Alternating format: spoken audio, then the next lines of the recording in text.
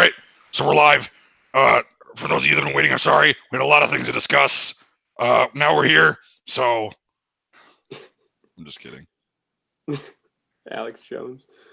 Oh, God.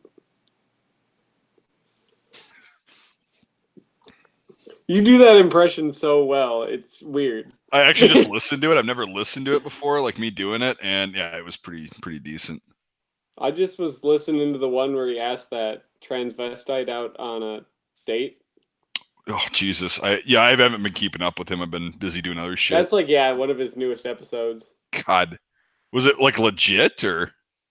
I think it was meant like as a joke, but a lot of people took it as legit. Well, that's basically everything he does. Pretty much. And he was getting real big into like the whole that one guy now who was in jail, the super billionaire for underage sex trafficking, and how he called it like years ago, and people said, God, what the fuck is his name? I don't even know because he's a piece of shit. So anyway, you know what I'm talking about, like all these billionaires that are connected to this guy. Epstein, yeah, Epstein, yeah, and he is, yeah. So he's like, I called this all years ago, and how Epstein was like the center of it all, and this is a big conspiracy. The globalists were in charge of this whole thing. I called this years ago. Nobody listened to me. They said, "Alex, you're crazy," and look what happened. Yep, and now he's right again, which is scary. I love hearing Alex Jones just like look at the video. Yeah, I can't do it for very long, so it'll probably be short bursts tonight. I probably won't do it. Oh God, for a long time. Imagine. Yeah, I don't know. I just have to open up my vocal cords and like let as much air through, and then also tighten it up at the same time. It's fucking weird how I don't know how his voice is still around, but yep. He probably smokes like 12 packs of cigarettes a day. Well, that's what Dakotah and I were saying last week. Like he probably smokes Pall Mall unfiltereds. Yeah, just fucking ripping the heaters when he's not on camera. Just monkey fucking him, lighting one off the other, just going to town. He has to. To get a voice that's that gravelly, yeah. Oh, you got a question on your fail helmet? My fail helmet? No, I'm just jelly. This is that I restored French M15 Adrian with the Chasseur badge. For somebody that speaks French, you sure butchered that fucking word. Chasseur. Is that better for you? Yeah, actually. My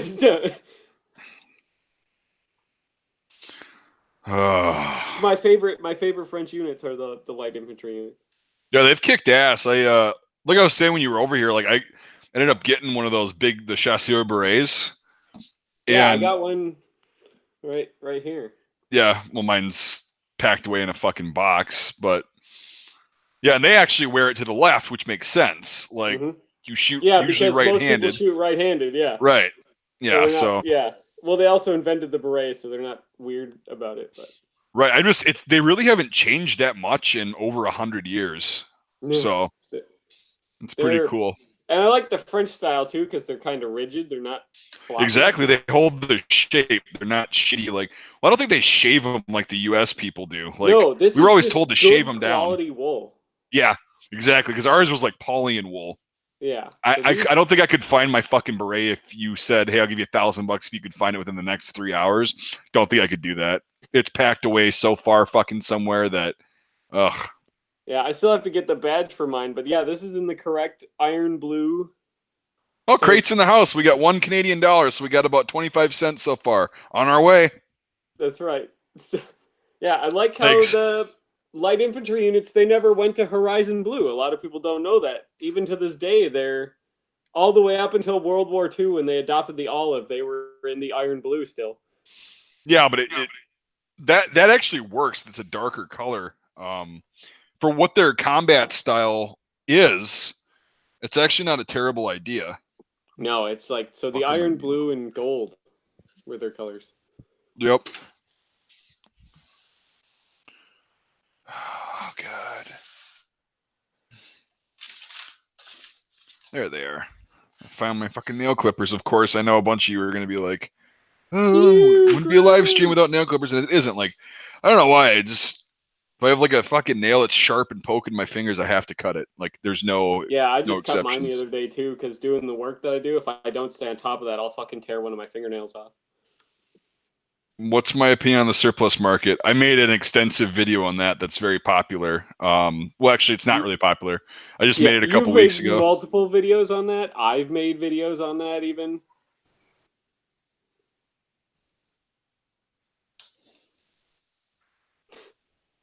I don't know about that. The surplus market's it's screwed. Like it's dead, and until people stop buying shit at outrageous prices, it's not going to come down. I'm not saying pay the prices that they used to be because I'm not an idiot like that, but I'm saying so.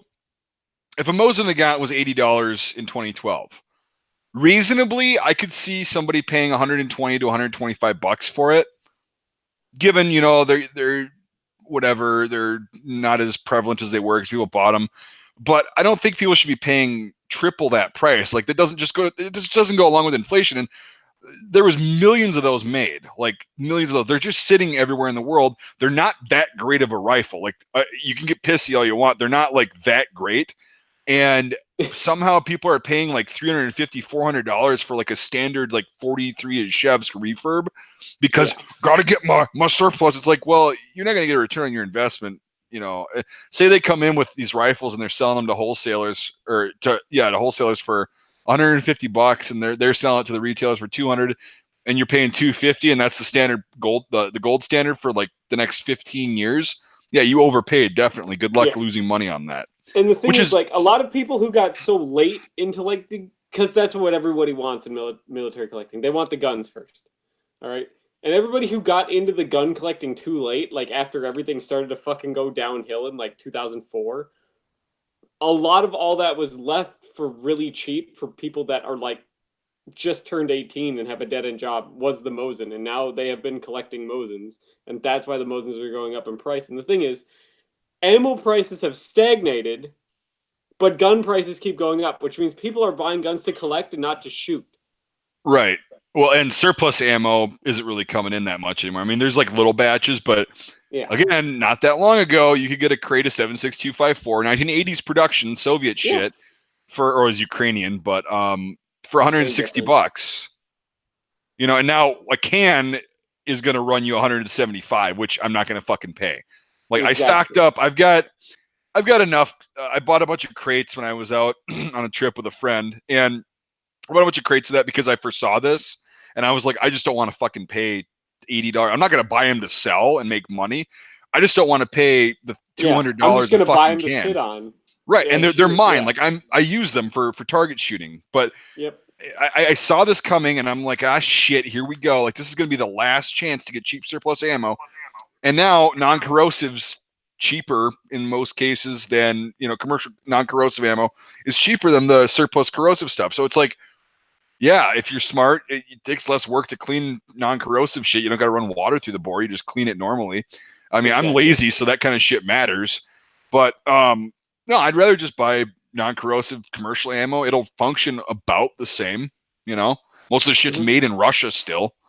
So well, even the cheapest off-the-shelf ammo, the 3 cheapest companies you could buy off-the-shelf Mosin ammo from are made in Russia. Right. Okay. So K31 for 900 bucks. Yeah, that's stupid. That's Iraq veteran. This rifle costs you $2,700, whatever the fucking he said. If it was made in the U.S., well, it wasn't. Like it wasn't. It's a surplus rifle that the Swiss wanted to get rid of. Yeah, like whatever. And if I could understand $600 for a pristine one. Right, and then rephrase. What's your opinion on surplus market? Like what? Oh, like military surplus gear. I think more people are getting into it as time goes on, but it's getting. Here's the thing: is I'm both a collector. I love everything I sell. I love, and I keep one of most of the shit that I sell, which is why I have a problem. But the thing I've been noticing is my prices as a retailer are going up like quickly for this shit in a lot of countries, especially in Europe, which is where I usually sell stuff from, because I like it. It's unique, and for basically the United States, you've got 50 small countries that use the same gear, and it's not fun. In Europe, you've got several small countries, and they all have different gear. It's pretty cool. So that's why I like European stuff, but that stuff's getting really expensive. And that's because a lot of countries have stopped selling surplus. They either destroy it or they just run it out until it's completely fucked and then destroy it.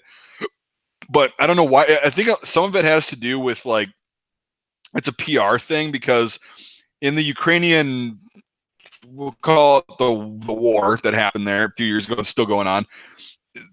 I know Germany in specific, they saw a bunch of one of these quote unquote rebel groups wearing Flecktarn with their flags on it, right? Because they bought it from a surplus store, and they were, shooting at Russians, and they showed dead people wearing Flecktarn and whatnot. And the Germans took that as like, oh shit, that's bad PR, because then everybody's gonna think they were Germans doing that. It's like, well, no, that's what you think. You're projecting that. Yeah, you're just projecting that. So a lot of other countries kind of followed suit and are not selling surplus anymore. Another problem with European surplus, aka Great Britain and other countries such as Germany, they're no longer producing their military gear in Europe. It's being made in China. And that is a huge fucking problem, because I refuse to sell cheap Chinese shit. The Chinese make their own uniforms and stuff really nice, but their quality they don't make control. Anyone else's stuff good though. No, their quality control. If they're making it for someone else, it's all about quantity and how fast you can do it and make that money. And I saw this with these British boonie hats that I recently got, and I will not get them again. No matter how many people ask me, I won't do it, because all of them have a tag that says "Made in China." And I asked a guy that knows a guy in the British military, and he says, yeah, most of our clothing and shit's made in China now. I was like, well, that's convenient. And then I went through and I sized all of them, and I'd say about 80% of them were not the correct size that they had listed on that tag. They were either way too big or way too small. So I had to go through and individually size each one of them. And people were getting, like, they'd order a size 57, right, for example, and I'd be sending them a size 60. And they'd get it and be like, dude, I ordered a size 57. I'm like, try it on. And they did. They're like, oh, it fits perfect. It's like, yeah, that's because their quality control is so horseshit. And so I don't know if for European surplus, it's going to get really weird. Yeah.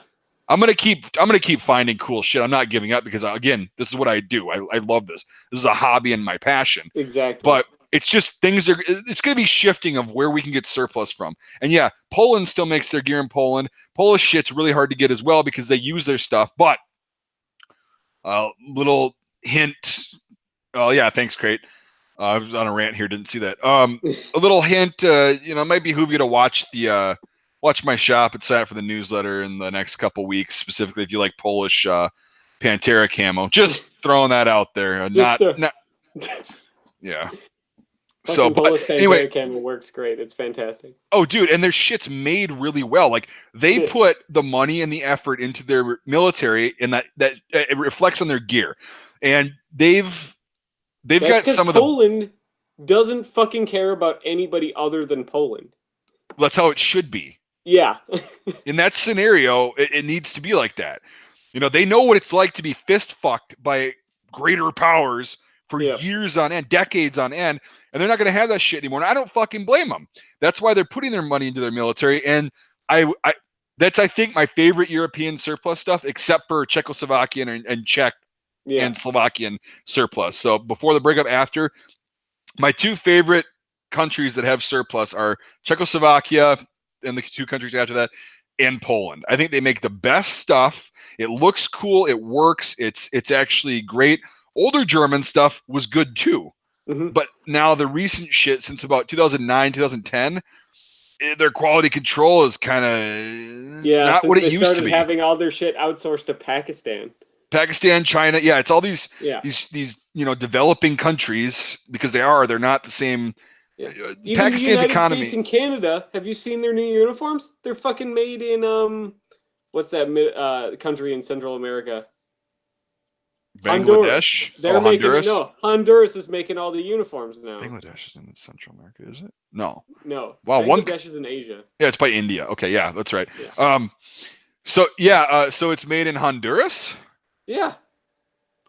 Don't they send the materials there and have it manufactured there? No. The U.S. makes all the fabric, just like Canada. They make and print all their fabric, but all the Mali shit, Honduras, and it's assembled. Yeah. Okay, yeah. So it's that's really fucking stupid. You'd think you'd think with, you know, like people that are running the country that are all about American shit, that you'd have your shit for the military made in the United States. I mean, I get it because it establishes, you know, it gives people down their jobs. I understand that. And you're still technically making it in America, but you're assembling it elsewhere.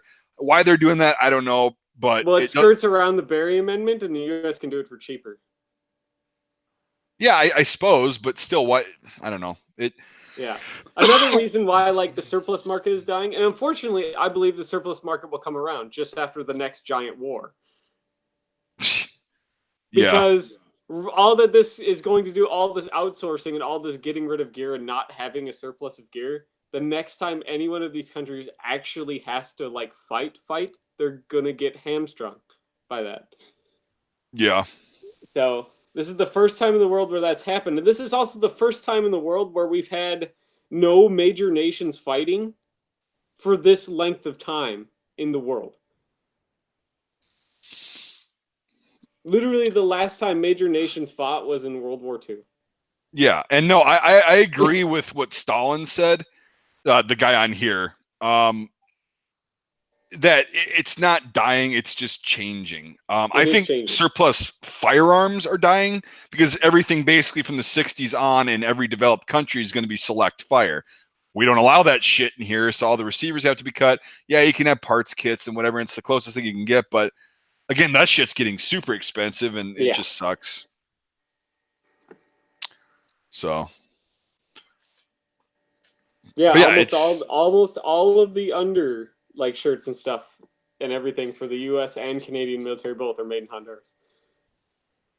Honduras. Yeah, that still blows my fucking mind. I mean, we've been making our own equipment for years, and we can still afford to. There's a whole amendment about it. Right. So the Berry Amendment says that if it can be made in the United States, it has to be made in the United States. Have you noticed how the entire U.S. military now has to use New Balance shoes because New Balance decided to set up a factory large enough to handle that contract in Pennsylvania? Yeah, I had New Balance. They were lowest bidder for sure. They were worried about quantity, but still better than some shit you can get in China. Like they lasted my entire 16 weeks at Fort Benning, but they were fucking destroyed at the end. Yep, and now the U.S. military has no choice but to buy New Balances because they're there. Just like you now see all the government people using Chryslers, like all the military recruiters using Chryslers, because Chrysler's the only one who assembles their car in America. Right. Yeah, so that's weird that like they don't have to assemble it here; they just have to make it here. Technically, they're making the materials, just having it assembled elsewhere. Well, yeah, like New Balance gets all their fabric and rubber and shit from China, but they put it together here. So it has to be one of those. You either have to assemble it here or make it here, but it doesn't have to be both. No, it just has to be like a vast majority of the process has to be done here in America. Huh. Yeah, it's weird. There's the Berry Amendment's weird if you read it. It's got a lot of like stipulations and skirts around it and stuff. Well, yeah, it's just every fucking political sack of shit like that. I mean, it's gonna be so stupid. Like, I don't know. Anyway, yeah. So that's the state of the surplus market. I mean, I'm still finding cool shit that like pops up because it's around. There's these old guys that have got like a fucking garage or a barn or something full of cool stuff. And they're just like, oh, I'm too old. I just want to get rid of this shit. And it's like I'm running out of retirement money. Or one of my favorite things is like you get that little old lady whose husband kicked the fucking bucket, and there's an estate sale. I find so much shit at estate sales. Oh yeah, you go there with old ladies are the fucking best because you go there and they don't give a shit. They just want the stuff gone. They want all the garbage just out of their fucking way. And they're like, oh, here's this like $1,000 rifle. I'll give you $50 for it. Sold. Yeah, exactly. But yeah, it's just changing and it's in a rough patch right now. I'm not going to sugarcoat it. Yeah, it's like if I were to have my business either 5 to 10 years from now or 5 to 10 years prior, man, I'd be fucking doing a lot better than I am right now. Like I'm not bitching. I'm just stating a fact. Like I'm making a sustainable income with the work that I do and all that shit and the sourcing, but sourcing is becoming really difficult and all the cool stuff that everybody wants has been sold and dried up off the market for years. Like World War II shits, that's all collectible, like highly collectible. Yeah. And now 10 years ago, even Vietnam stuff, I could still go It to a was common. surplus. It was Yeah, everywhere. dude, I go to a surplus store and buy M56 Universal Arms pouches, the ammo pouches, for $3 a piece, right? And they were like, they had boxes of them, and that was not that long ago. That was like 10 No, and years now ago, they're $20 for right? a Yep, decent for pair. shitty, yeah, for like a used one. Like the mint ones are like $60 a piece. I'm like, what the fuck? But I mean, I mainly use those a lot because they're actually pretty good pouches. But and Because they I work sold for them to literally everything. friends. Yeah, I sold them to friends and stuff. And then they had the 61 butt packs for $5 a piece, you know. And the suspenders were like $3 a pair, and the actual like horizontal weave cot or canvas belts were like $3. And I mean, it was just everywhere. These fucking things, which we'll get into in a little bit. These were like, I think I got a bunch of these back in the day. I even get some twill ones, some of the really early ones. I got one that was dated, you know, Department of the Navy, U.S. Marine Corps, 1959, with the white tag on it. Yeah. And that one I sold for a little bit of money because that one was collectible. But Yeah, those are the ones like without the buttonholes cut in them and stuff yep, still too, right? Yeah. no, wait, no, they had buttonholes in them, but they were Yeah, twill. buttonholes in. Yep. Oh. No, but these were like $5 back in the day, and I never thought to buy a shitload of them because I'm like, they made billions or millions of them. Yeah, there was just warehouses and warehouses of this garbage, and you never think about it at the time. And no, M1 helmets have not been surplus for a while. They were surplus in the 90s and the early 2000s, Yeah, and there's no M1 helmets in the United States anymore because they sold them in to the other countries. Yeah. 2000s, the last little bit went out to all of our foreign countries that we cared about. Like Turkey got an absolute shitload of them. The standard issue helmet for Turkey is still the US pattern M1 helmet, and all of them have been made in the United States. Oh, and I know that's how surplus is. Obviously, like I've been this my whole life, and I do this for a living. And African surplus. Now that's something that I'm glad you brought up because, like those Angolan ponchos that I got, They're the I shit. was, dude, I was so fucking impressed with the quality of those. Like, it's not U.S. quality is worse than that, Yeah, and and those are they're the only countries that are actually making surplus now because they're the only countries still fighting each other.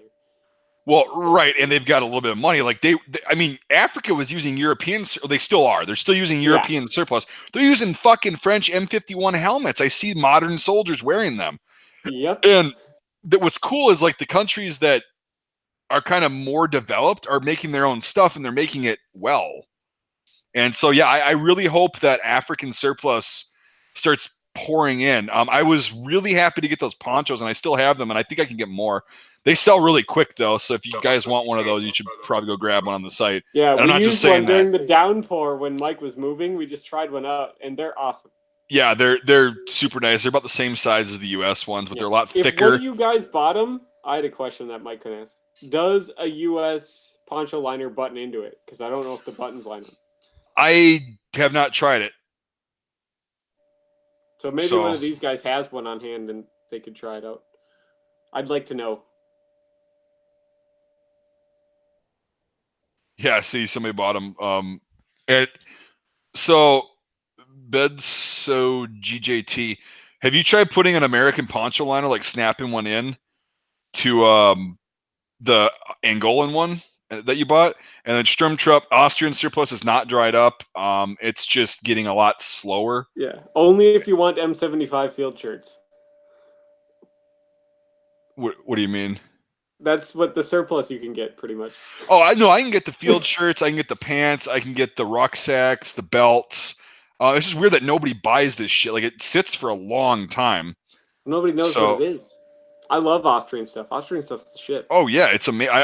God, I fucking back when I started getting some stuff from one of these places in Europe, they had the Austrian like flak jackets, like the ones they just stopped issuing like a couple years ago, the olive drab ones. The like Dude, Pascat style ones. yeah, they were more like a fucking Vietnam, like well, they Yeah. were kind of like an IBA mixed with a Vietnam like Yeah. 69. And man, I wish I would have freaking I didn't have the money back then because I was just starting out, but those were amazing. The people that bought them were like, "Holy fuck, man, these are heavy as shit." Like they're good stuff, and I want to get more of that kind of stuff, and I want to get more of like the Schubert helmets, but those are so fucking expensive for me to buy. Yeah. It's just like, oh man, and yeah, Angola's cool. No, I didn't have they had Angolan berets, but I didn't really have an interest in those, and nobody else would have had an interest in them. I mean, I had an interest to see what they looked like, but again, when I introduce a new country's stuff onto the market, it sits for years until somebody because nobody knows what it is, and it's just getting into the market usually when you get something. And they're like, is it garbage? And then like with those ponchos, word spread like wildfire. People are like, Jesus Christ, these are fucking amazing. So yeah, like that was cool, and that's kind of how surplus is, which kind of sucks for me. But how long did African countries use their French M51s? I don't know if you just tuned in or whatever, but I just said they still use them. Yeah, they're currently still in use. Yep. There's a lot of the former French colonies that France gives a ton of aid to still militarily. Yep, and they still got plenty of 51s because I just got a batch not too long ago. How long these? Love the Austrian. Oh, those were really nice. Hopefully I can get some more of those this fall. I'll try to get some winter gear in the fall and actually time it right, not like I did last year. I got winter gear in the spring and then like summer gear in the winter. It just wasn't. Well, you want to buy it like off season like that because that's when it's cheaper. No, it's the same price all year round. Really? Yep, for me. Yep. I fucked normally up. I buy like all my winter shit in the discount bins like every spring. Well, that's what I end up doing a lot of times. But a lot of the shit, like those Austrian fleeces, those things fucking sold. Like, once a couple people bought those, they're like, "Geez, these are really nice." And yeah, I'm gonna try to get more of those. I had these Czech civil defense jackets. They were like big marshmallow jackets, but they were like shaped and cut like an M65, but they were really like insulated. Yeah. Oh my god, those sold quick as shit, and they haven't been available to me since. And they were like cheap too. Like I was able to sell them for I think like $25 or $30. And yeah, because they were really affordable. But see an M75 what, field shirt or helmet? Curious what kind of surplus comes out of African countries like Nigeria, Kenya, and Ethiopia. A lot of British, French, and European surplus stuff, and Russian. Yep. You're going to see mostly Russian stuff, or a lot of people across Africa. You're going to see a lot of South African stuff because South Africa produces tons of shit for the other African nations. Yeah.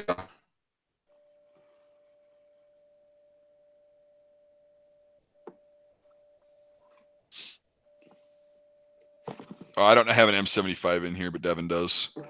They just feel like an M1 with a nicer liner. Basically, yeah. So picture an M1 with a Stahlhelm liner. So I even got the cool Austrian cover on it. You know, the K4. That shit was prevalent too when I was a kid. I should have bought a ton of that. I know, right? That one's reversible, right? Yeah, this one's got the gray shit on the back. The weird, like, almost BGS pattern, but not really. Yeah. It's a good helmet. It's probably my favorite version of the M1 helmet that is still part of the, like, M1 style two-piece design. Yeah, it's a pretty slick piece. Like, yeah, I have to agree with you there. It's a pretty streamlined M1. It is. So my favorite version of the M1 obviously has to be the West German M62, but that's not really a true M1. Yeah, it's just the overall shape. Yeah. Yeah, I think the Israeli M1, like we were talking about, is probably my favorite variant, just because it's got the 3-point chin strap, and it was easily the most comfortable. Well, I mean, it's the same liner as the US. A lot of them are US liners, but yeah, with that chin strap, it does make it a little bit more comfortable because it doesn't pull your fucking head. It doesn't bounce around all the time, yeah. Even though that thing's a bitch to get on and to get off because of the... Yeah, you have to fucking thread that little buckle behind your head with your... Yeah. But I mean, yeah, that's... With the 3-point system is actually really smart. I don't know why other countries didn't adopt that sooner. Well, Canada experimented with it, and then they decided they weren't. Yeah, I don't understand that. So, and then France did it with their M51s. They had 3-point chin straps on a lot of their M51s. And yeah, Stalin, I agree with that too. The surplus stuff will probably be moving away from first world and towards the third world, which is fine by me because it's still cool shit. Like, yeah, it's still usable. As long as the stuff works. Yep. And it's cheap and made in the millions, it qualifies as surplus, so. Man, I'm really hoping that if we establish relations with North Korea and the shit opens up and we open up trade eventually in my lifetime, which probably not, but I would fucking I would literally take out as many fucking loans as I could, go over there and just say, buy everything. hey, you guys are going to have some money now to produce new shit. Let me buy all this old shit and help bolster your new military. Like, I would be so happy to see in my lifetime, if the two Koreas merged, they would become the 4th largest power on the planet overnight. or if they just stop fucking fighting. And I mean, they've already taken steps to open up the border. I mean, still maybe be too like technically, like kind of like Czech Republic and Slovakia. You know, they're technically two countries, but their people are different. Very that's why they're two countries, but they're similar and like they're not fighting. Okay. Yeah. So that would be so amazing. It'd be great. They'd be the 4th largest economy and the 4th largest military overnight. Well, Keelan, that's great because then all their shit that they make for fat people is going to be available, and guess what Americans wear? No, I'm just kidding. That's what they say about China too. And I was able to get big sizes that actually fit me from a guy in China, like the 2007 stuff. Yeah. So the thing is, Chinese people are getting fatter now that their country's getting more relaxed. They're turning into the United States. Well, right, and they're actually becoming more wealthy, so they can afford to eat. They can eat protein. Have you seen how they had to go through and they had to rework a lot of their jets and tanks and armored vehicles because their people are getting too big to fit in them. Yep, nourishment happens. So, how much is a P17 when you bought yours? Oh, it depends on what manufacturer, but don't pay that much for it unless it's like a mint condition Winchester where they're all original shit. They're not worth $1,000. You can get them for $500. Get an Eddystone or a Remington. They're going to be probably cheaper. The reason people want the Winchester ones is actually nothing to do with the American ones. All of the British Pattern 14 snipers were made on Winchester ones, but the thing is, the Pattern 14 and the Pattern 17 is actually a different rifle because of parts interchangeability and shit. Oh yeah, they're not the same. And so that is a carryover. Why everyone wants a Winchester 1917 is because all of the U.S. fangirls out there, which is why all the U.S. rifles are ungodly expensive compared to everyone else's. But well, right, and that's the thing. Winchester Pattern 17 is no different from any other Pattern 17. Actually, more than likely, the Winchester never made it over to Europe because they had a different QC process, and because mine, I don't think ever went to Europe. I have a Winchester literally just because I like the company. Yeah. And I like the history of the company. You bought it for the history of the company, yeah. Right. I like Winchester weapons in general. I just think they're cool. They're really American, and I like that. So is Remington. The most American company. Yep, but so is Remington, so is Browning and Colt and all that stuff. So it's just a personal thing. Like I'm literally paying a little bit more for a Mark, but I only paid, I think, around $500 for my Winchester, and that's about what they're worth. Yeah, I mean, the rifle itself, all three of them are worth, all three manufacturers are worth about $500. They're great rifles. They're actually, if I had to pick, I got asked that question a lot on a live stream, or a couple live streams when we were doing this a while ago. Any rifle in World War I, any main battle rifle from World War I, and I could choose that and had to be in World War I, it'd be the P17. It's a fucking amazing rifle. Again, they were millions made. They cranked out record numbers of those things in a short amount of time. Yeah. And they stopped manufacturing them in 1919. They only made them for 2 years, but they cranked out so fucking many of them. They cranked out 1.425 million of them. And then we were issuing like our allies and some of our actual frontline units in World War II, the P17, because the ammo's the most common American rifle for the interwar and World War I period was the P17. It outnumbered the 1903 Springfield by like 700,000 rifles. Right. Yep. So, I mean, the P17 it's actually an M17. It's not a fucking British design. The M1917 is probably one of my favorite bolt-action rifles ever. It's a great rifle. The great design. The sights are easy to use. It's reliable as shit. Accurate as fuck. It's heavy, but but that's what you get for a heavy rifle. You get that reliability and that accuracy. Well, and it holds 7 rounds. 6. Well, 7. 7 with 1 in the chamber, yeah. Yep, 7 rounds, which is actually an advantage if everybody else is using 5. You can go into it. The French with 8. Yeah, but try to reload a fucking 1886-93 in combat. Like, I don't know how the hell they did that. They must have had like broken pinkies all the fucking time. I'm sure. Well, their fingers are probably not as chubby as mine because I have to use my pinky to load the fucking rounds in there. French people were small back then. The average French soldier was only like 5'6" or something like that. Yeah, they're malnourished as shit. They had the largest standing army in the world. Yeah, but how do you supply that? You don't. You cut corners. Pretty much.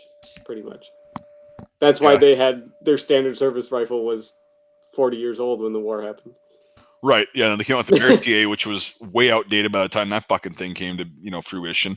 Oh, let's put a 5-round packet clip on it instead of a 3-round for loading it on horseback. But it was cheap as fuck to make. That's why they made them. They were easy as fuck to make and cheap as fuck to make. They're good rifles, but when they're going against, machine guns. Yeah, and they're going against even just other bolt action rifles like the Mauser 98. Yeah, the 98's a fucking shoe in. The Steyr M95. And yep. So. South American surplus? No, I don't have a source for that. So. You can get cheap South American rifles, and one of my favorite cartridges, which is 7mm Mauser, they're $300 still. Yep. Dude, those I like 7mm Mauser better than 8mm Mauser. So do I. Like, it's more controllable. It's flatter flying. But I think 6.5 by 55 is the fucking. That's the fucking Swedish. They put so much effort into that cartridge and planning and everything. So everyone else kind of seemed to rush theirs. Yeah, the South American Mauser. Like, I love the Chilean M95. That's a solid rifle. The Brazilian 1907. 1908. My favorite. Yeah. So. Saiga and banned rifles. I don't know why they're banned. They're fine. Like, what do you mean by that question? Like, what do you think about Saiga and banned rifles? They're guns. They're cool. Like any other gun that's banned. The good news in the AK world I heard was FEGs back in business. I don't know why SVDs are so expensive. They're also really common. Oh, you have an FJ helmet, a repro? No, I have an original, but it's just the shell. Oh, yeah. It's on. Well, if you guys donate some fucking money so I could get these restoration projects done, I'll get them done.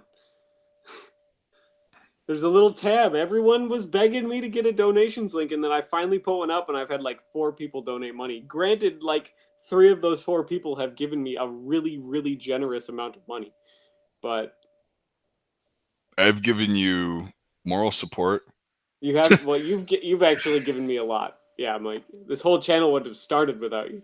So. I'm just fucking with you. Yeah. Cool. What's up with my cousins watching this shit? Like, it's weird. This is my second, not my second cousin, but like. Are you inflating the view numbers, Mike? The second cousin of mine who has watched this stream in the past couple months.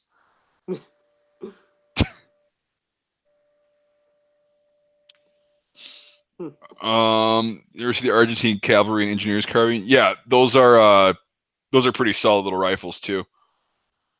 Like never even heard of that before. Yeah, they're basically like the 1891 or the Chilean M95. They're just carbine versions of the Mauser rifle, but they've got like a saddle ring on them and shit, and they've got like the 3-prong front sight that's like this instead of just the blade. The barleycorn. Yeah, the barleycorn, and so they've got the 3-prong like that. They're really short. They're pretty damn sweet little rifles, and they're 7mm, so they don't really kick that bad. I might have to look into that. Dakotah, what are you doing? Yeah, shekels for helmet things. Israeli surplus uniforms. I can't get them. They don't. I can get like something gear. Really close. Mike sells Austrian M75 gear. Yeah, but I can get the helmet, the old helmets, the M1s. Not for much longer though, by the way. So if you want one of those, you should probably those things off real fast. Yeah, I can only get a few more of those from my only source. I can get Israeli gear. I get Israeli web gear, like the khaki stuff, the older stuff from the 60s and 70s and 80s. But that's about it. I can't get any uniforms. I don't know why. I don't know why they wouldn't sell it. Korean War stuff. I have a whole set of arguably some of the rarest shit. The Canadian Korean War battle gear. I have a whole set of that. And I have Yeah, a from all video on it. 25 of them that were there. So, hey, 27. Oh shit! My bad. My bad.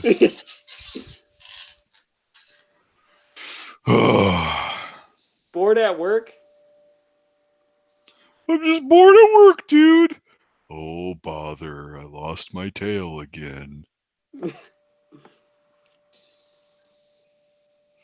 Jesus. I know how you feel. I know how you feel being bored at work.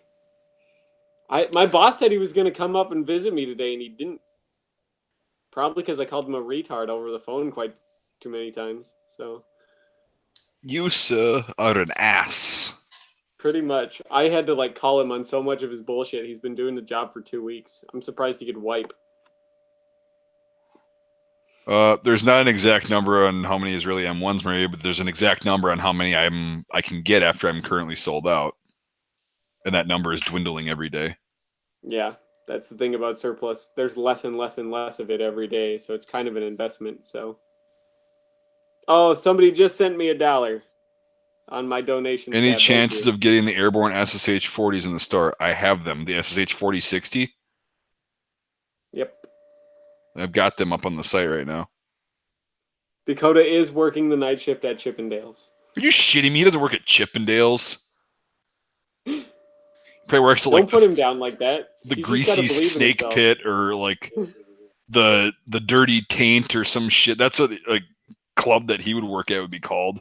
Not Chippendale. The Chippendale's dirty got taint? Yeah, that's like the club I'd want to go to anyways, so why not? The Dingleberry.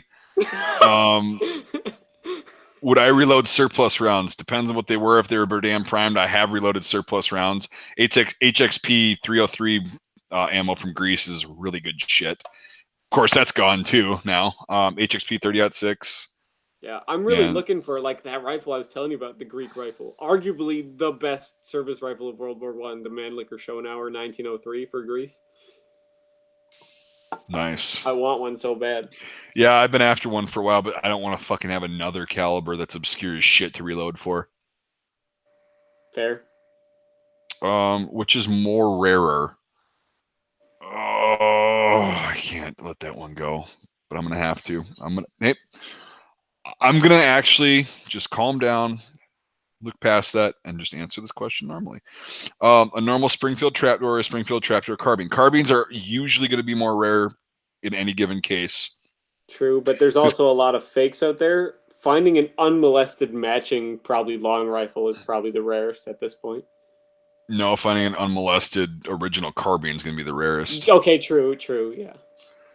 But I mean, yeah, there's a lot of fakes, but it's pretty easy to spot them if you know what you're doing.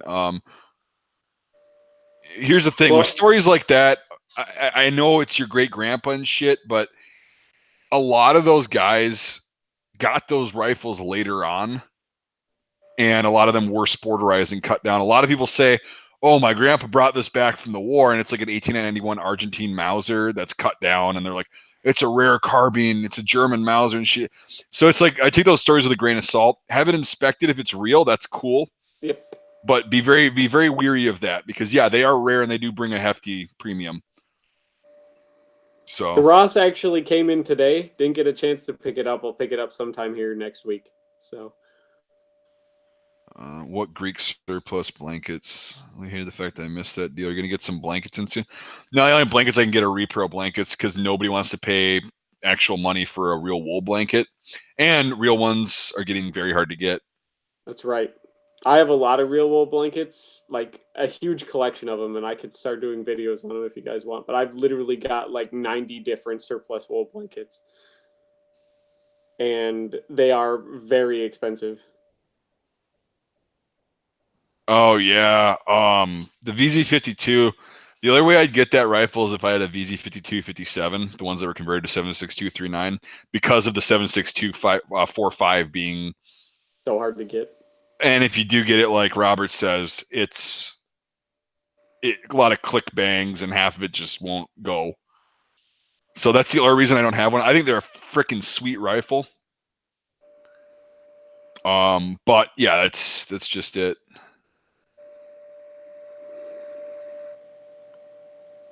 Have you ever seen those weird things where that happens, where that little ring that they put, the shoulder that they put in the chamber comes loose? What was that? When they convert them, they just put a like ring in the chamber. Yeah, You know? I've never heard of that coming loose. And yeah, SG Ammo's got 76245, but again, it's all original and it's all from the 50s and early 60s, and a lot of it's going to be hang fire or just failure to fire. It's again the reason I don't have one of those, because it's the ammo is like it to reload for it. My God, no way. Yeah. Well, at least if you bought them, you could pull all the bullets out of them, dump the powder, and hit the primer out of it, and just reload them yourself. So then at least you have the cases. Well, a lot of 76225 surplus ammo was made for the PPSH 4143 and all that shit, and that's why the primers are going to be harder. They weren't made for pistols.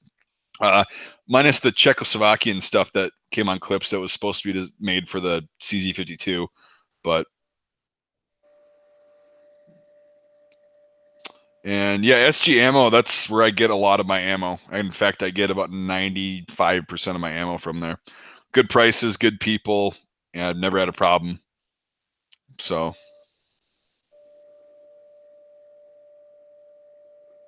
At least ammo's not going to really go up in price. we don't know that.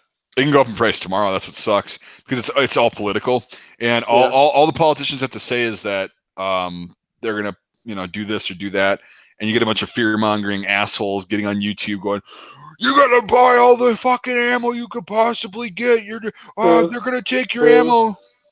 I mean, it literally can happen tomorrow. That's what sucks. True. We could go through the same situation California just went through. Right. Yeah. It is what it is. Like, again, I don't really try to stress out about politics too much, because there's really nothing I can fucking do about it. Pretty much. Like realistically, or you could vote. You can, yeah, I do, but why get stressed out You about can some shit only that's do so much, yeah. right? It's totally out of my control. Like, I can have guns and I can have ammo that I like to go out and shoot targets with and go hunting with. That's all. Like, it's my hobby. That's about the only control I have over it. So.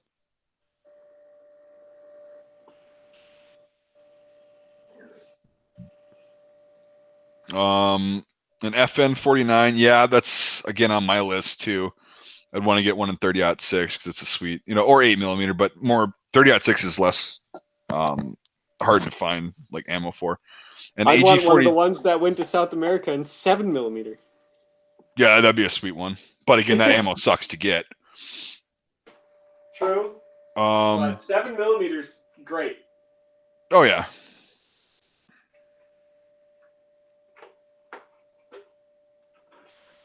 Yeah, I'd love to have an AG42. I used to have a Hakim, and that is one gun that I do regret selling. I really fucking loved that rifle. That was a sweet piece.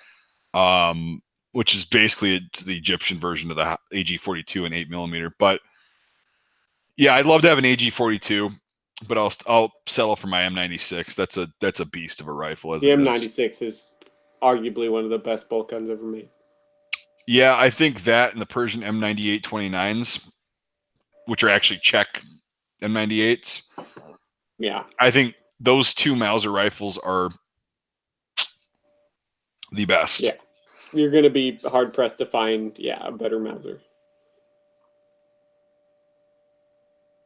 Well, bayonets are getting like the guns, outrageously expensive. So. I know. I can't even believe that shit, because I love selling bayonets. But it's like, and yeah, the Hakim does spit gas in your face. The only reason I bought, I was telling Mike, I bought the Spanish FR8 and I got a bayonet for it. And the only reason I got the bayonet for it is because it was insanely cheap and nobody wants them. That's it. But the thing's basically a goddamn machete. Oh, the M58, the Set-Me bayonet, yeah. Yeah. So they're cheap. They're like $20. Well, a lot of places are wanting like 40 for them now, which I won't pay for either. I got mine for $20 back in the day too. I was gonna say I put a bid on mine for I think it was like $25 shipped all said and done. And yeah, I mean nobody else bid on it. That's worth $25. That bayonet is not worth more than that. This is a really good knife. Actually. That's why I can get those from my supplier, but I'd have to sell them for $35 at the price they're asking. Well, it's even it's a weighty knife by itself. I know it's a bolo blade. They're fucking beefy. So I was impressed with the quality of it. So for the price that I paid, that's probably one of the few cheap bayonets you'll ever get. Yep. Yeah, the AK bayonets are a market on their own.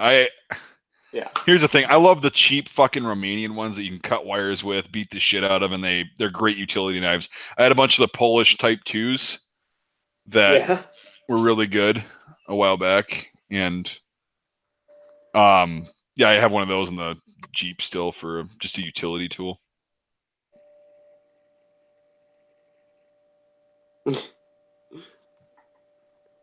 Picking up a Colombian machete, it probably had coke snorted off of it.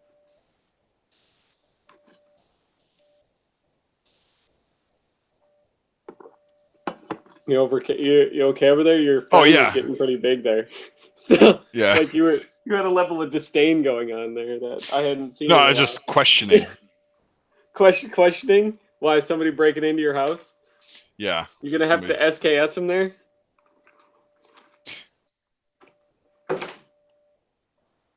This fucking thing. Cats. Yep. I don't. Why? Kitty cat. Yep. Look at this little guy. He fucking hates me. Got a nice burst of cat fur up my nose.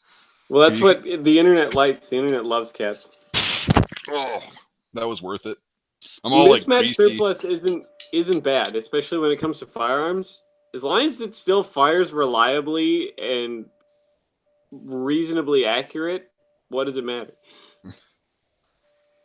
Especially if you're just buying it to shoot. If you're not buying it to like collect, if you're just buying it to shoot, probably preferable to get a mismatched gun.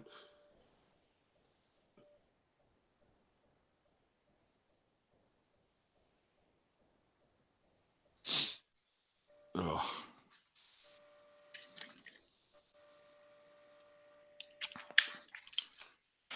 Yeah, I'll show him the SKS really quick. So on a video tomorrow, I did an unboxing video, but you guys get to see it first. It was a genuine reaction because it's fucking awesome. So I got one of the AIM Surplus X grade for dirt cheap. I think it's actually about $50 more than they were retailing for not too long ago. And I'm not going to pay the 400 or whatever that they want for the regular ones. I ended up picking this bitch up, and yeah, I mean, there's no cracks in the stock, but fucking immaculate. Don't talk for a second. It's got the guy's name carved into the stock, which is like fucking amazing, which is all I wanted. And the rest of it's all cool. It's all the parts that I could see are matching, but I don't really give a shit about the matching numbers. It doesn't increase the value. This kind of shit does. So that's what Devin was saying. Like, this has got character. And if you're doing surplus, you should like rifles like this, or like, I don't know if you said it on here, or just brand fucking new. Yep. Stuff with a story or brand new. Yep. So yeah, this thing's gonna be a beast.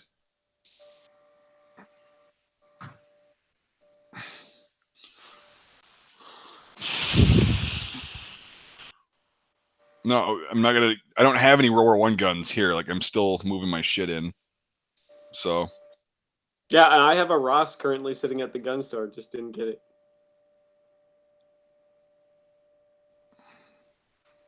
Type 65 Chinese paratrooper helmet.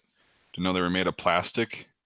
You sure it wasn't one of their riot helmets? And they have a weird, like, foam nape protector. And Stormtrup, why do you want to see World War I guns? You've been on these chats for like ever, and that's all we used to show was World War I guns. Like, I don't know. Go for it. I don't have any World War I guns currently. I have a Spanish FR8 and a M39 Mosin in arm's reach. That's it. I don't know. I just show an SKS that's like badass and got good trench art on it. Not good enough. Let's see some World War I stuff. All bolt actions that look exactly the same. That's funny. Pretty much. I actually need to get Carcano 1891 and a Steyr M95 and a number 1 Mark III. Those are 3 rifles that I used to have at one point. And you got to pick up again? Yep. Well, at least all of those are still relatively cheap, except for the Carcano. Balkan War surplus. The Carcano is cheap. You just got to know where to look for them. The Balkan War surplus. What Balkan War? Are you meaning like the pre-World War I Balkan War, or do you mean like the Yugoslav Civil War? The free for all in the fucking 90s, or the more classy war that they had. Anything unique to the Korean War? That was.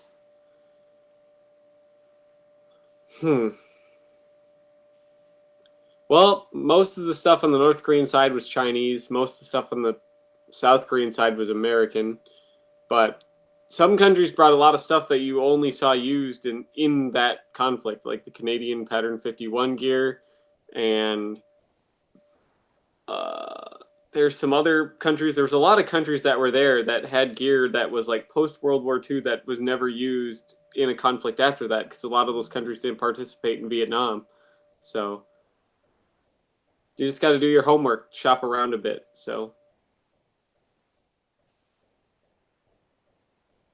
But it's mostly going to be leftover World War II shit. That's a lot of what went into Korea. So yep, on all sides.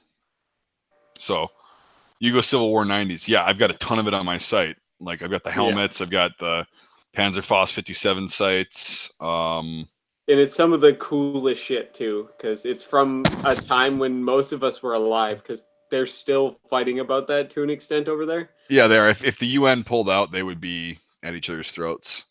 Yeah, again, immediately. So I like the 03A3 better, because I like sights are better. I like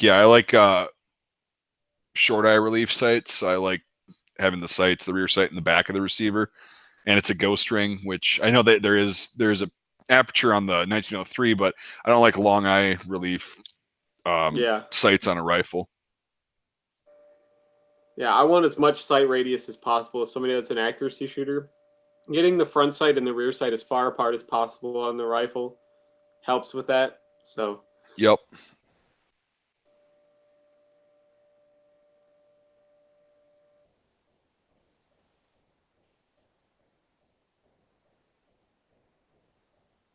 No, you could see burlap even in World War II. A lot of the like camouflage strips that you see put in people's helmets. No, he's talking about the full, like, putting a burlap sack around your helmet. No, that's actually that was started in World War I, World War II. The those 30 were like Hessian covers, is what they're known as. Yeah, those were used in the South Pacific and in Europe throughout the entire war by every side.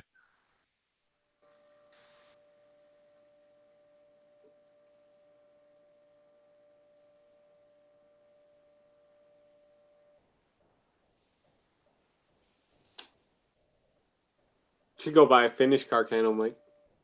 Yeah, again, I don't need another fucked up obscure caliber, and the caliber is like really nothing special either. Like, they tried to experiment. That's why they sold all that shit to Finland, because they're like, well. Yeah, it's all the 7.35 ones. Yep.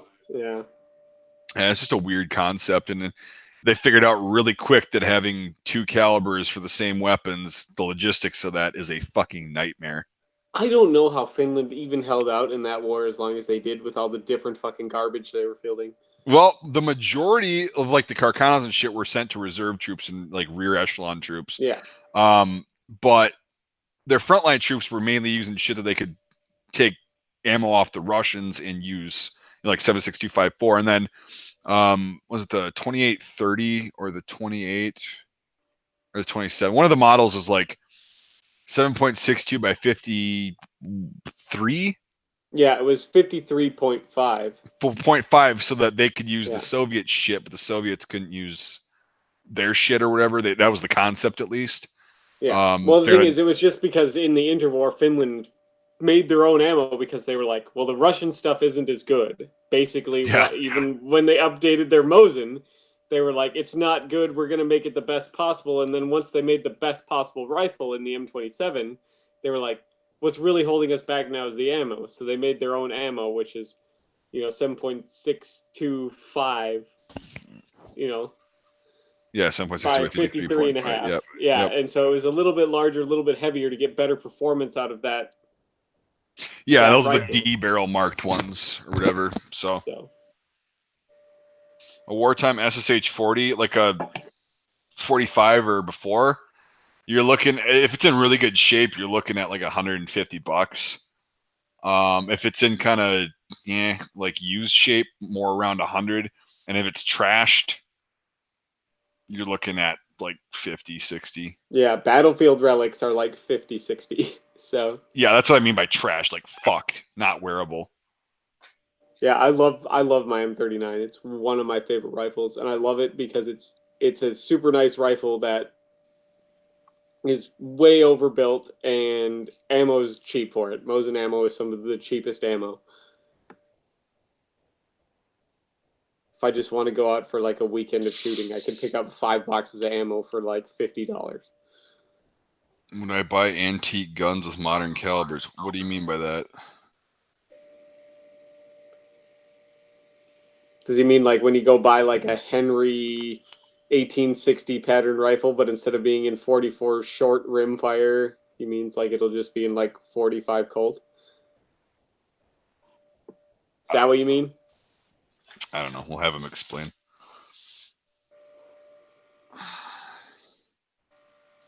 Yeah, well, it's not just him. It's certain vendors that. Yeah. And it also doesn't help that it's the best Mosin ever made. Yeah, and there wasn't very many of them made. So, I love mine. Mine was absolutely mint when I bought it. Probably never shot. Yeah, but that's the rifle that you have to shoot. You know, Pretty like much. I could not. I've had two. I still have my one. I could not let either one of those things sit. They're fucking awesome rifles. Exactly.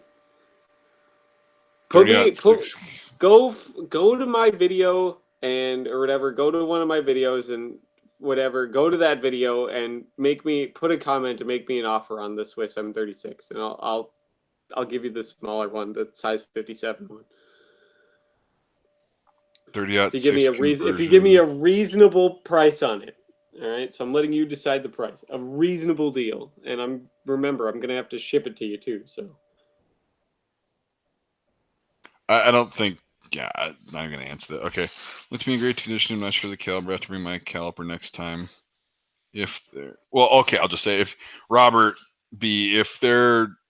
If they're full length, right, you could definitely tell the difference between a Carcano carbine and a rifle. And yeah, if they're full length there's like rifles, 6 inches of difference there right? at least. If they're a full length rifle, they're probably going to be 6.5 because I think they only make the carbines in 7.35, the M38 carbines. They had like short rifles in the 7.35.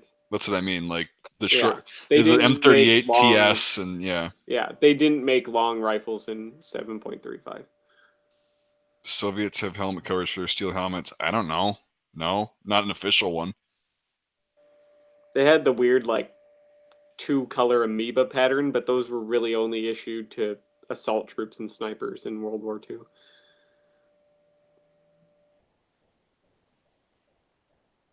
No, Keel and I have not, or else I would have them. Don't you think? I love this Yeah, stuff too. they're mega rare. Yep.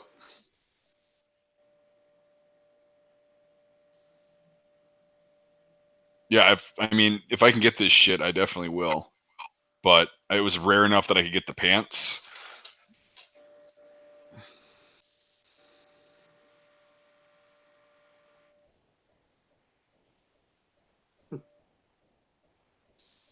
Oof, I don't know if I'm gonna make it till Dakotah gets here. Well, he said he gets off at 9, right? And he lives right upstairs. Yeah.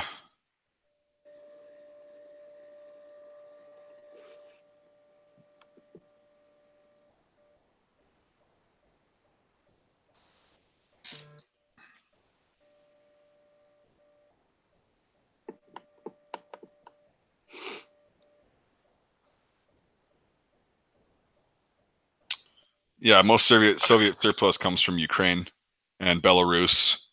Yeah, I like Belarusian surplus. Their actual surplus is good. Yeah, no experience with it. Ugh. It's like Soviet, but they changed the numbers on it.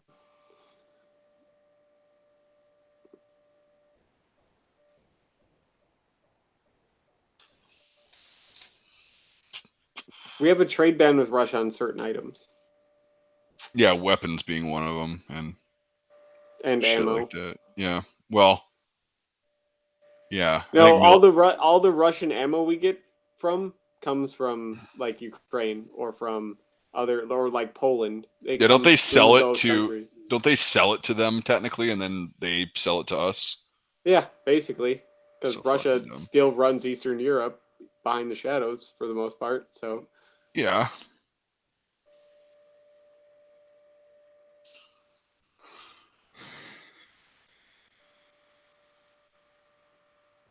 yeah, we import a ton of shit from China. I don't know what you're talking about. You ever ate McDonald's? Have you ever bought one of those shitty plastic toys? Did you get some food there? Yep. Mm. I had pancakes for dinner. Wow. I should show you my FAL. No. I'm gonna eat these first. Shooting non-corrosive ammo compared to surplus it just depends on how lazy you are. You probably missed the conversation earlier, but surplus is no longer worth it.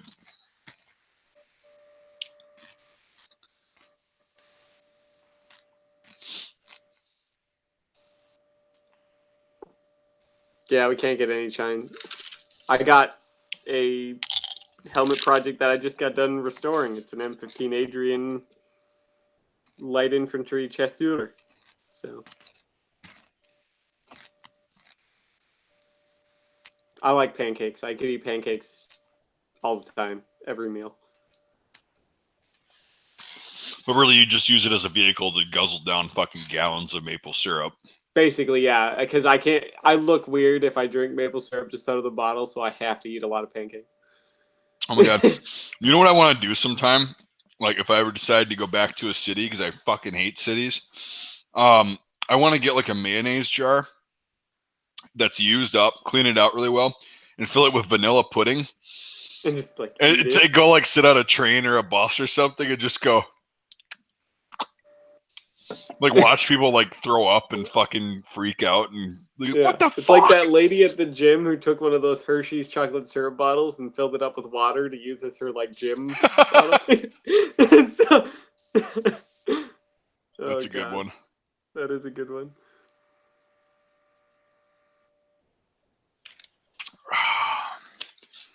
What? Hangouts is on air is going away August 1st? Why is that? I don't know, probably some behind the scenes somebody pissed somebody off and didn't pay enough money or they're They sold to some larger company. yeah. It's all going to be Google now. Then what are we going to use to live stream? Well, if it's POF, that shit's good. If it's cordite and corrosive, I don't. If you have surplus, you should at least have YouTubed or Googled how to clean up after corrosive ammo. It's literally one more step. You run water through the bore You to run hot neutralize water down the bore. right to neutralize the salts in the primer. Cordite itself is probably not propellant, but what the fuck is that chemical in the primer? Anyway, that's what's corrosive, and you run hot water down there and clean it normally. I've never had rust or anything. Now, when I don't clean them, yeah, you're gonna get rust. POF, if you can get it for cheaper than commercial, go for it. It's good stuff. But yeah, I mean, at this point, everybody should know how to clean corrosive stuff, and that shouldn't even be like a debate or like oh, it's terrible. It's going to kill your gun. No, it's not. They were made to shoot that shit. Yeah, So. and that's what they did back in the day too. And it's no different than basically if you're somebody like me who shoots a lot of black powder. It's the same thing as shooting black powder. You're gonna have to run hot water down your barrel after you're done shooting. When are your pants coming? Well, I'm gonna look up your order and put it at the bottom of the list now. It comes in 2020, and only if Trump loses.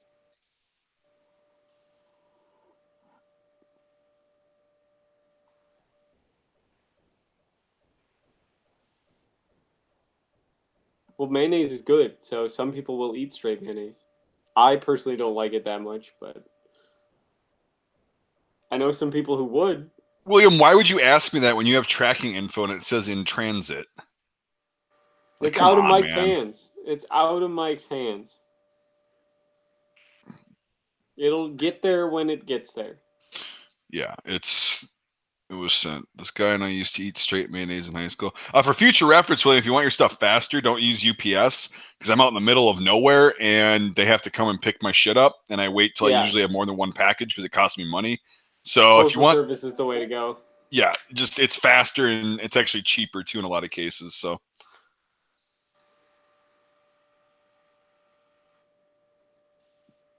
Yeah, HXP is like really good surplus 303. That shit's fantastic, and I love reloading the brass because it's really good. Good brass. It's real thick military brass. Yeah, but it's annealed really well, and I've never had a problem with reloads or anything. Good to know, since I just bought a Ross.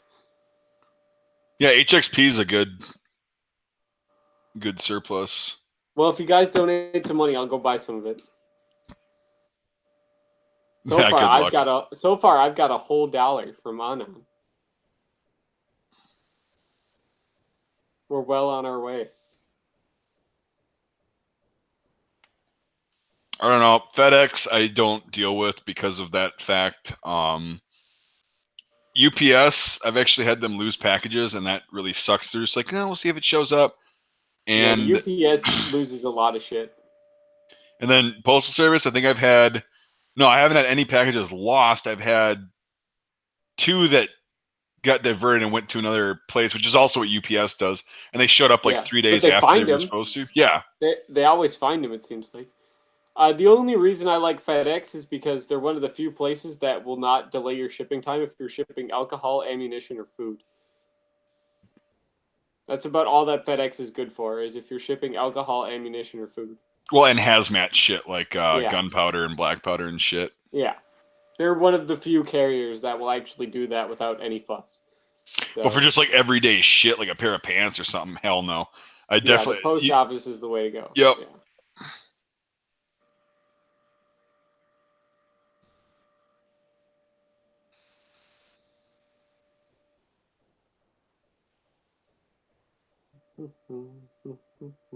Oh my god, I did have one guy about a year ago order some shit, and so I sent it out. It got there on a Saturday or a Friday, and he sends me like an all caps email saying, "Why didn't you tell me when this was going to be delivered? I live in a shitty part of town and my package wasn't on the fucking porch when I got home tonight. Thanks a lot."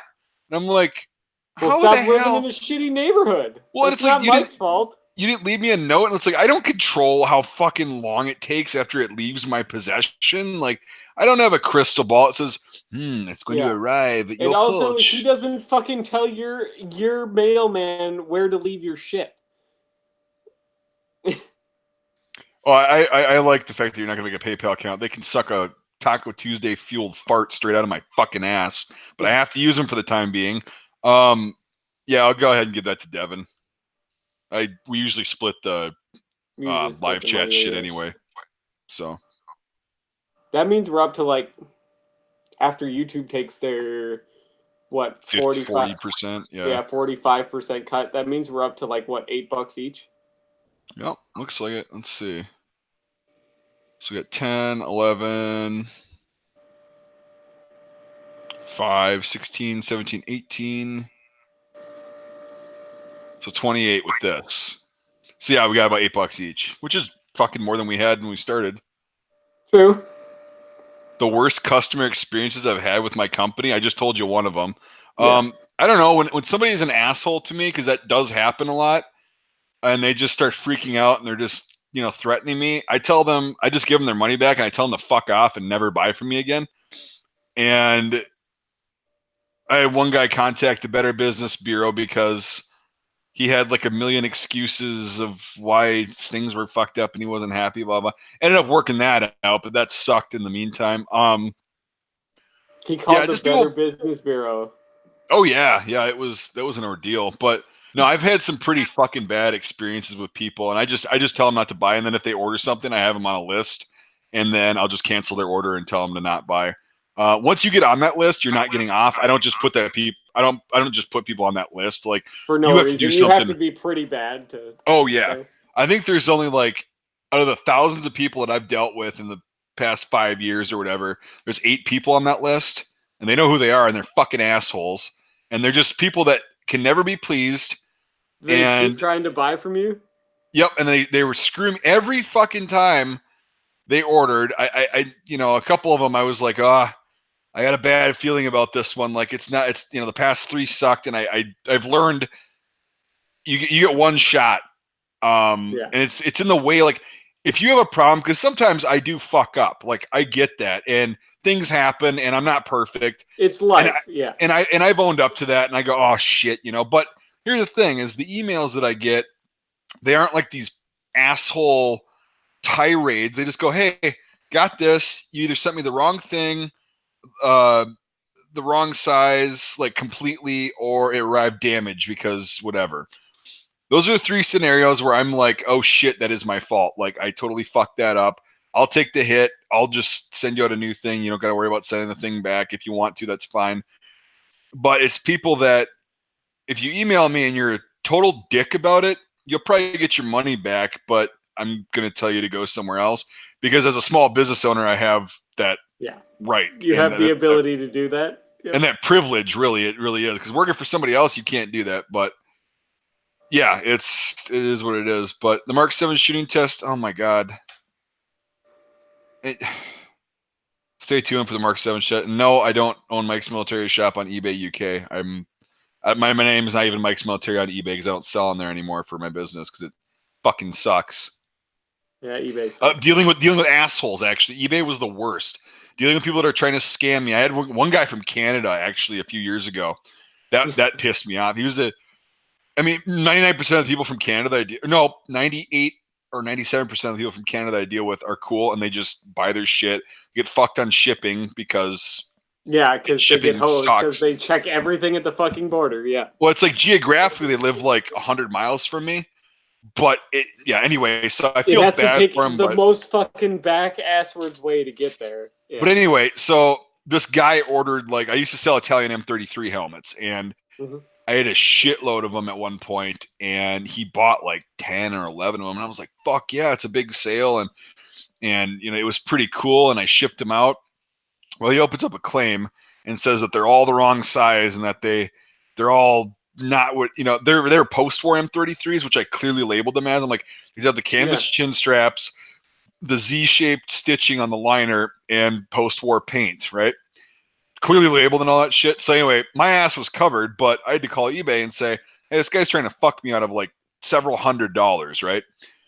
And they reviewed the case and everything, and eBay was like, no, guy, you're being a dick. Yeah, no, he ended up losing the case, which was really a relief because I'm like, dude, I don't want to get fucked. I got screwed out of like $150 from a guy in Indonesia, which that's why I don't ship internationally anymore. I ship to Canada, Australia, and I don't deal with the EU. Sorry guys, like vote different people in. Those EU shipping regulations can get bent. I'm not dealing with that shit. I love a lot of people in Europe, but I'm not dealing with that. I'm not bowing down to some fucking European power because the last time somebody American fucking did that was July 3rd, 1776, and I'm not going to do that again. So, anyway, I don't ship to Europe because of that, and I don't ship to a lot of countries. Are you going to ship to the UK now that with the whole Brexit thing? Yeah, if they're out of the EU and they don't abide by those stupid fucking regulations, their VAT shit annoys me because I've had people reject packages and then they get sent back. I'm like, you as a citizen of the UK should understand what VAT is, and I'm not going to lie and say that $100 item's a fucking $1 item. They're gonna, if I get caught doing that, that's whatever. Then they fine you, right. It's not worth my ass. So, no, it's been interesting, doing this like by myself and everything, and having to do all this shit, but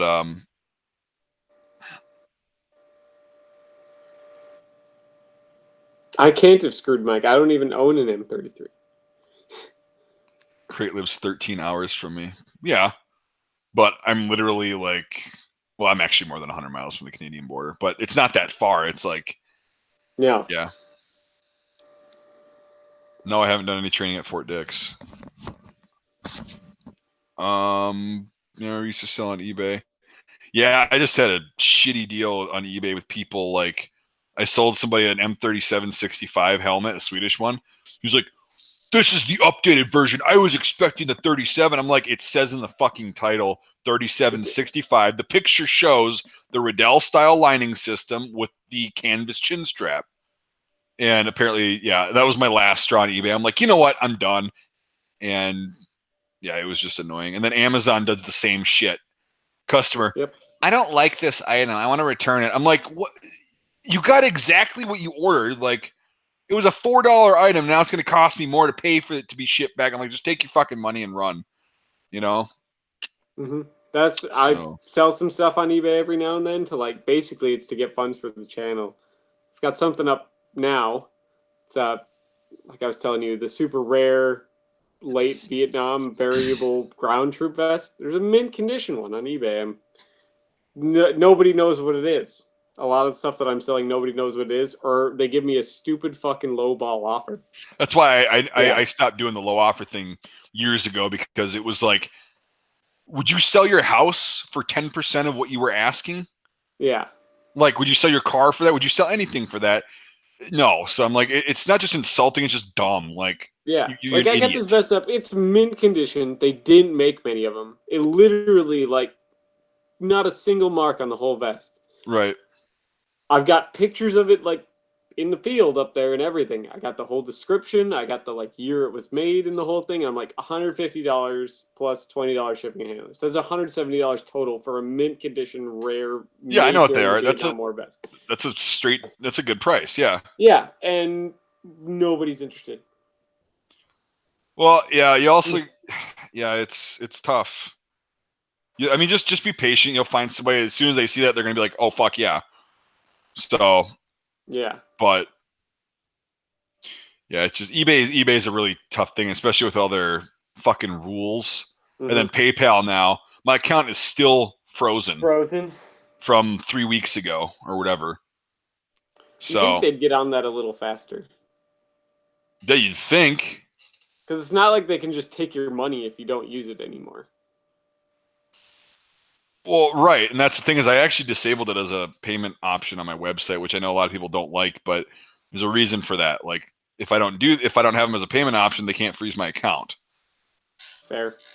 So, and then I can list things like those replica M61 grenades, knives, magazines, all that shit.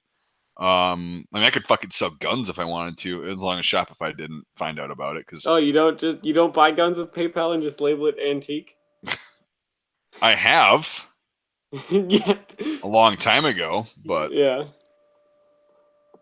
If I had one steel helmet to wear in combat without upgrades, just standard issue, which one would it be? East German M56. Jesus Christ. Or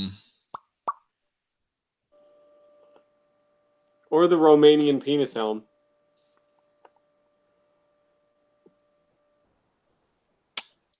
I wish I would have ballistic tested more of them, but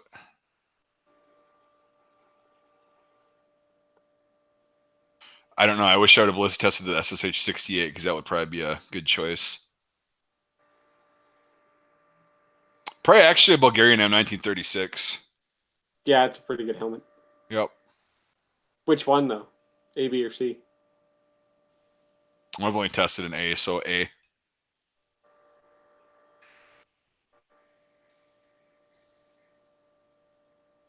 I need helmet. I bought a US M1 helmet with a thick white line on the back and front. It's an MP helmet or something like that. Yeah, like they're you the can only get, ones that were technically allowed. Now we're getting into the stuff that can be Googled. I know you're like asking people and stuff, but like it's pretty easy to Google this shit. You think is the best standard issue rifle that's being issued to troops right now? It can be any country, anywhere it's issuing an FAL. Yeah, there's a lot of African countries that still issue the FAL. Mm-hmm. So I'd arguably say the Polish barrel AK. Yeah, and I mean, like Stalin That's my said, favorite AK that has like ever been made is the Polish barrel. It's easily the best AK. yeah, I'm not really familiar with those. They've worked all of the creases and problems out of the AK system and fully brought it into like the light that the AR has been casting on everybody. It's on par, if not better.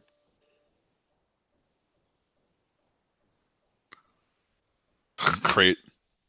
What's the hurt with a hole in the back for a backpack? What? Oh, it's the helmet in the hole. Oh, the remaining M7380 or M39.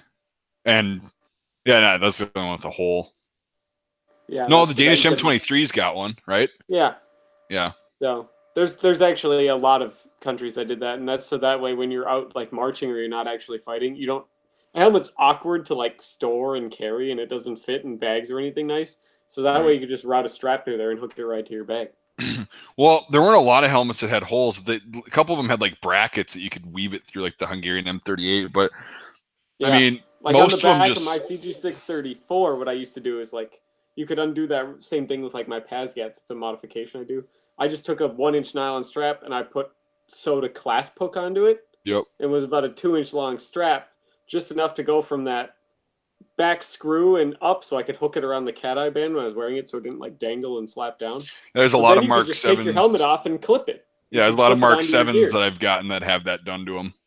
Yeah, Mark and 6s it's a and 7s. Smart ass thing to do. If you got a few seconds to come up with like that, and you throw it together, and you know how to sew, you can throw one together, and it's way better than having to wear your helmet or carry it all the time in your hands.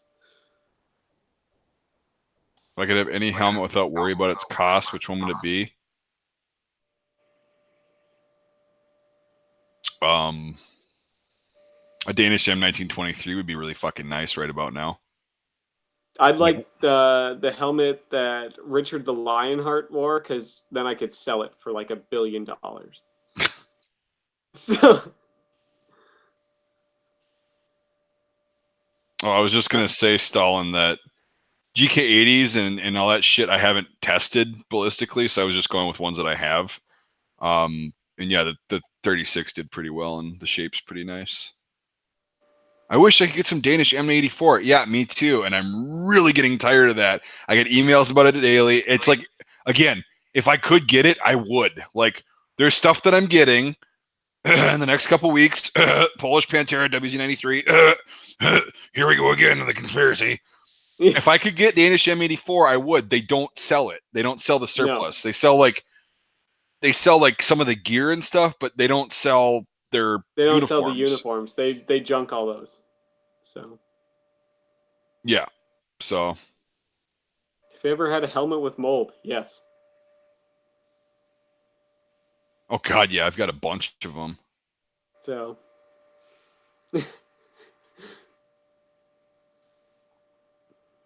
I have polished. I mean, you have everything Polish. We don't care.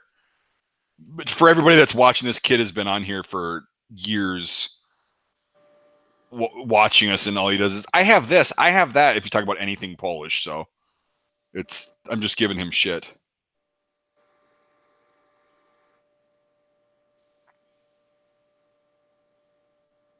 So that's what I heard, that the GK80 would stop a Tokarev.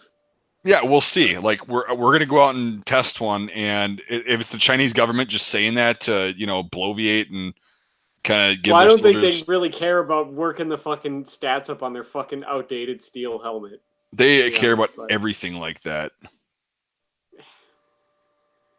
It's still not going to stop an AR round. So. Yep.